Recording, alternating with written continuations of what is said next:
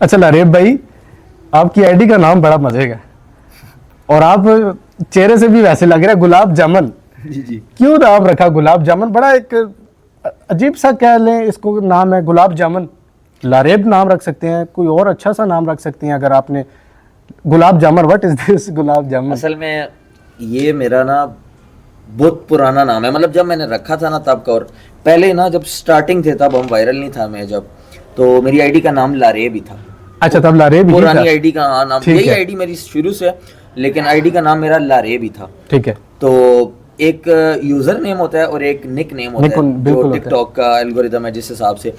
तो मैं ना जब वायरल हुआ ना तब मेरा नाम लारेब 070 था। ठीक है। दोनों नेम्स जो थे, तो मैं वैसे ही एक दिन बैठा हुआ, तो घर में ही था ना, तो मेरी वीडियो जब वायरल हुई ना, मैं घर आया तो ऐसे में बैठा गुलाब जामुन खा रहा था। अच्छा, समझे? हाँ, गुलाब जामुन खा रहा था, तो मैंने कहा यार, मेरा छोटा भाई है, उसने मुझे कहा यार आईडी का नाम कोई चेंज करा, ऐसे मजा नहीं आ रहा ना।